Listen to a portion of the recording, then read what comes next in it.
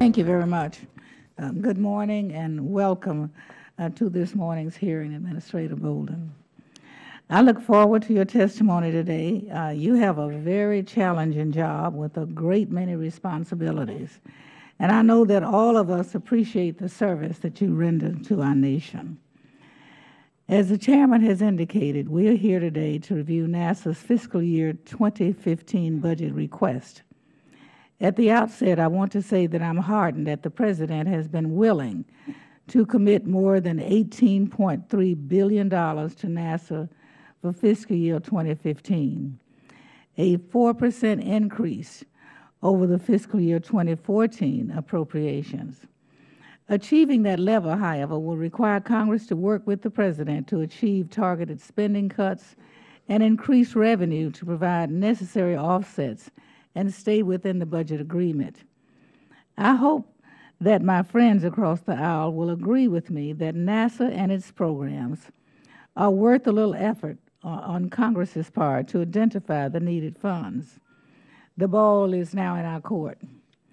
That said, I want to use the remaining of my time to raise a few issues that I hope will be discussed today.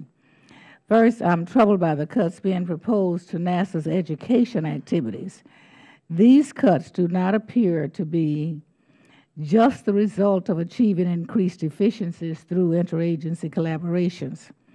They're cuts, pure and simple, which I consider to be the wrong message to be sending as we try to engage the next generation in STEM pursuits. Second, I have to confess that I'm a bit weary of the annual cycle of the administration proposing reductions in the funding for the Space Launch System and the Orion exploration vehicles. Both of those vehicles are under development and approaching initial testing milestones. This is the point in a healthy vehicle development program that funding should be increasing, not decreasing. I expect that this is an error that Congress will once again have to address. And third, I'm a bit puzzled by the cuts proposed by NASA's science programs. Those programs provide not only exceptional science, but also important outreach opportunities and the ability to engage our international partners in meaningful collaborations. We are going to need to look closely at what is being proposed in this budget. Finally, I want to know more about the proposed increases in NASA's commercial crew program. Those increases are quite significant, especially in the context of NASA's constrained budgetary environment. While I certainly want to reduce our dependence on Russia for crew transportation and from the International Space Station, I am not prepared to provide a blank check to do so.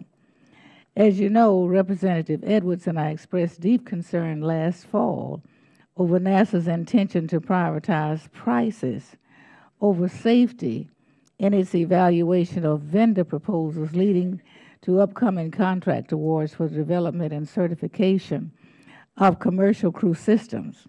Unfortunately, NASA chose not to make any changes in its final solicitation before it went out. The agency's action is directly counter to the recommendations of the Columbia Accident Investigation Board.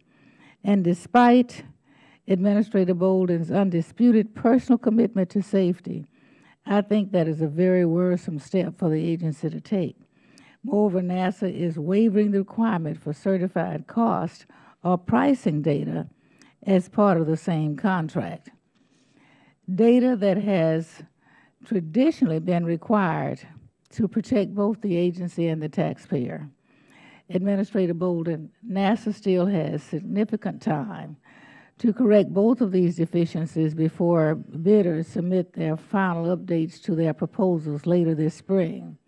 I urge you to do so, as I would find it difficult to support the funding you're requesting for commercial crew in the absence of such safeguards.